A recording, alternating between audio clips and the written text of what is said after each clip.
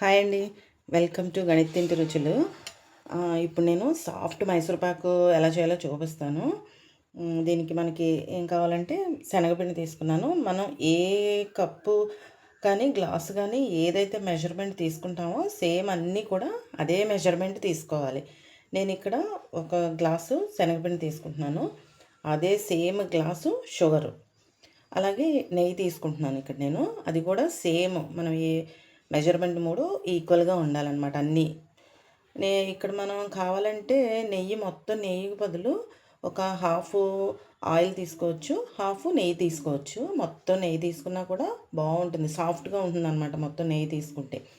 అలాగా ఆయిల్తో కూడా మొత్తం ఆయిల్ కావాలన్నా ఆయిల్తో చేసుకోవచ్చు. కాకపోతే టేస్ట్ కొంచెం డిఫరెంట్గా ఉంటుంది. ఇదైతే బాగుంటుంది అనమాట టేస్ట్ నెయ్యి అయితే.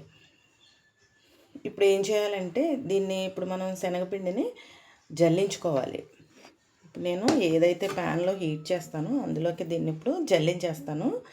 మనకి అవి మధ్యలో ఉండలు అవి లేకుండా దాన్ని శుభ్రంగా నీట్గా అది జల్లించేసుకోవాలి పిండి. ఇప్పుడు నేను ఇది ఉండలు లేకుండా మొత్తం ఇలాగా జల్లించేసుకోవాలి పిండి అంతా.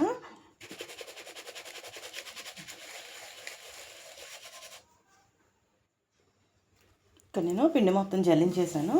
ఇప్పుడు దీన్ని ఇలా కలుపుకుని మనం స్లో ఫ్లేమ్లో దీన్ని ఒక 7 to 8 మినిట్స్ దీన్ని మనం గ్యాస్ మీద ఫ్రై చేసుకోవాలన్నమాట.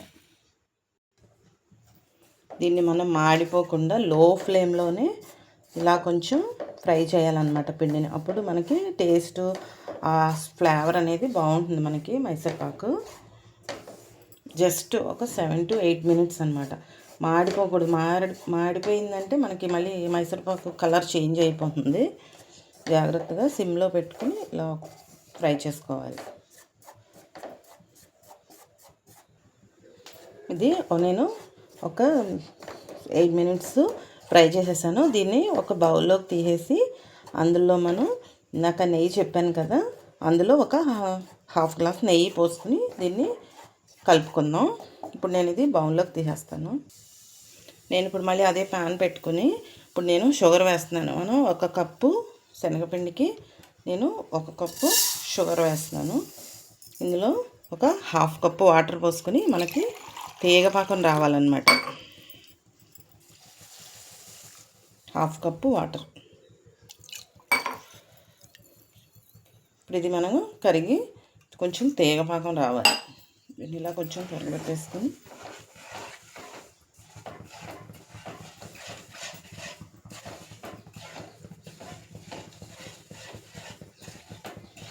కరిగిపోతుంది. ఇది ఒక 5 to 6 మినిట్స్లో కరిగిపోతుంది. ఇది కరిగాక పాకం ఎలా ఉండాలో చూపిస్తాను. ఫ్రై చేసుకుంది పిండిలా మనం బౌల్లోకి తీసుకున్నాం కదా, దీంట్లో ఇప్పుడు మనం తీసుకున్నది అన్నీ ఈక్వల్ రేషియో అని చెప్పాను కదా. ఇప్పుడు నెయ్యి మనం ఇందులోని హాఫ్ గ్లాస్ నెయ్యి ఇందులో కలుపుకోవాలన్నమాట. హాఫ్ కలుపుకొని హాఫ్ ఉంచుకోవాలి. ఈ ప్రాసెస్లో చేస్తే మనకి మైసూర్పాకు చాలా సాఫ్ట్గా వస్తుందన్నమాట. హాఫ్ తీసుకున్నాను, హాఫ్ గ్లాస్ కోసం. దీన్ని అవి లంప్స్ అవి లేకుండా మనం బాగా నీట్గా ఇది కలిసిపోయేలాగా నెయ్యిలో సాఫ్ట్గా కలిపేసుకోవాలి. ఇలాగా ఇవి మనకి లంప్స్ అవి లేకుండా ఇలా సాఫ్ట్గా కలిపేసుకున్నాం అనమాట. ఇలా ఈజీగా ఎవరైనా చేసేయచ్చు అనమాట. మనం ఇలా కలిపి పెట్టుకుంటే ఈ ప్రాసెస్లో చేసుకుంటే ఈజీగా వస్తుందన్నమాట. ఇప్పుడు ఇక్కడ షుగర్ కూడా పాకం రెడీ అవుతుంది. తీగ పాకం వచ్చిన తర్వాత దీన్ని అందులో కలిపేసుకోవడమే. పాకం మరిగిపోతుందండి. ఇది పాకం మనం ఇప్పుడు చెక్ చేసుకోవాలి. ఇది కొంచెం తీగ పాకం అన్నాను కదా, ఇది ఇలా వస్తుంది. ఇదిగో కొంచెం ఇలా తీగలా వస్తుంది. ఇప్పుడు మనకి ఇది పాకం కరెక్ట్గా ఉంది. ఇప్పుడు ఇందాక మనం కలిపి పెట్టుకున్నాం కదా పిండి, నెయ్యి వేసి కలిపి పెట్టుకున్నాం కదా, ఇప్పుడు దీన్ని ఇందులో మనం పోసేసి కలుపుకోవాలన్నమాట. ఉండలు లేకుండా కలిపేసుకోవాలి. ఇలా వేసేసుకున్న తర్వాత దీన్ని కొంచెం ఫ్లేమ్ తగ్గించి మనం సిమ్లో పెట్టుకుని చేసుకుంటే మనకి మాడకుండా ఉంటుందన్నమాట. కలుపుతూ ఉండాలి.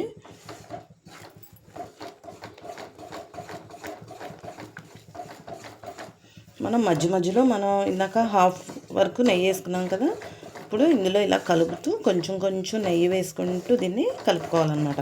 ఇలా లంప్స్ వస్తున్నాయి కదా, ఈ లంప్స్ వస్తూ ఉంటే మనం కొంచెం కొంచెం నెయ్యి వేసుకుంటూ ఒక 2 స్పూన్స్ అలా నెయ్యి వేసుకుంటూ కలుపుకోవాలి. ఇదంతా మనకి స్లోగా చేసుకోవాలి.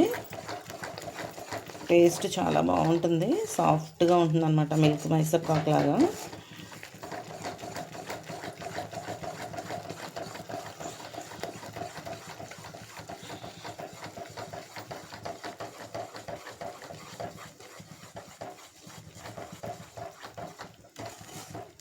ఇది మనం ఉడికిందని ఎలా తెలుస్తుందంటే చూపిస్తాను. అది మనకు ఇలా కొంచెం ఇలా ఉండలాగా రావాలన్నమాట. లంప్స్ వస్తుంటే కొంచెం కొంచెం మనం నెయ్యి వేసుకుంటూ దీన్ని కలుపుకోవాలి.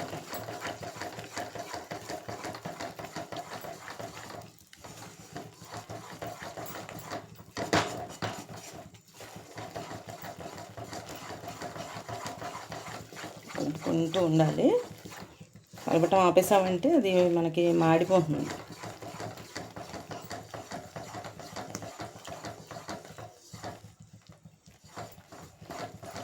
ఒక 3 to 4 టైమ్స్ మనం ఇలాగా నెయ్యి వేసుకుంటూ కలుపుకుంటే మనకి అది సెట్ అయిపోతుంది, రెడీ అయిపోతుంది. మనం అందులో హాఫ్ పోసిన తర్వాత నెయ్యి హాఫ్ ఉంచుకున్నాం కదా, ఆ హాఫ్ ఇందులో కొంచెం కొంచెం అలా 3 టైమ్స్ అలాగా కొద్దిగా ఒక 2 స్పూన్స్ 3 స్పూన్స్ అలా పోసుకుంటూ దీన్ని కలుపుకోవాలి. మనకి ఇది ఇలా కలుపుకున్నాను కదా, ఇప్పుడు ఇది రెడీ అయిపోయింది. మనకి ఇది ఎలా తెలుస్తుందంటే కొద్దిగా తీసుకుని ప్లేట్లోకి మనం ఇది కొంచెం చల్లారిన తర్వాత ఇలాగా ఉండలా చేసుకోవాలన్నమాట. ఉండలా రావాలి మనకి.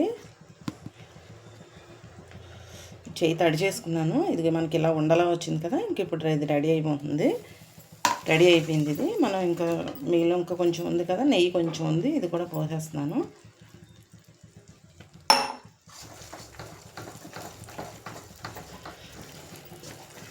ఇప్పుడు ఇది స్టవ్ ఆఫ్ చేసేసుకొని మనం ఒక ప్లేట్లో, నెయ్యి రాసిన ప్లేట్లో నేను వేసేస్తున్నాను.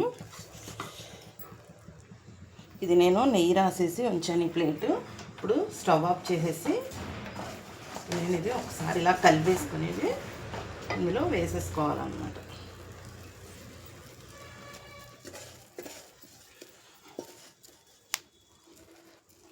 కొంచెం మనం ఇలా స్ప్రెడ్ చేసేసుకొని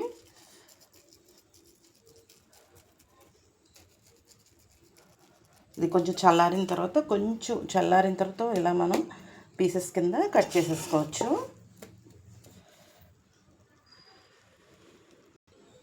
ఇది మనకి ఒక 5 to 10 మినిట్స్లో చల్లారిపోతుంది. కొంచెం ఇలా గోరువెచ్చగా ఉన్నప్పుడే మనం ఇలా పీసెస్ కట్ చేసేసుకుంటే మనకి వచ్చేసింది. ఇది చల్లారిపోయింది, తెలిసిపోతుంది మనకి పీసెస్ ఇలా కట్ చేసుకోవడానికి.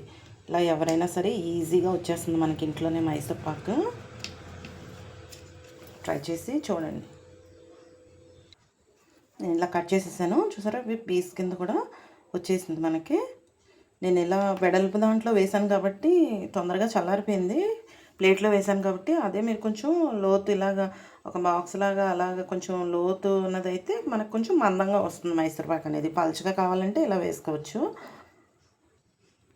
ఇదేనండి, మనకి రెడీ అయిపోయింది మైసూర్ పాకు. చాలా బాగా వచ్చింది, ఆ నెయ్యి ఫ్లేవర్ బాగా వస్తుంది. ఇది మనకి ఇదిగో ఇలా సాఫ్ట్గా, అసలు చాలా సాఫ్ట్గా వచ్చింది మైసూర్ పాకు. మనకి షాప్స్లో అయితే వాళ్ళు కలర్స్ అవి వేస్తారు, అందుకే ఎల్లో కలర్లో ఉంటుంది. మనం ఇంట్లోనే హెల్తీగా చేసేసుకోవచ్చు, ఈజీగా ఎవరైనా చేసేసుకోవచ్చు. ఒకసారి ట్రై చేసి చూడండి, ఎలా వచ్చిందో నాకు కామెంట్ చేయండి. మనం మెజర్మెంట్స్ కరెక్ట్గా తీసుకుంటే మనకి పర్ఫెక్ట్గా వస్తుందన్నమాట. ఓకేనా? మీకు నచ్చితే కనుక లైక్ చేసి, షేర్ చేసి, సబ్స్క్రైబ్ చేసుకోండి. Thanks for watching. మళ్ళీ ఇంకో రెసిపీతోటి మళ్ళీ కలుసుకుందాం. Thank you.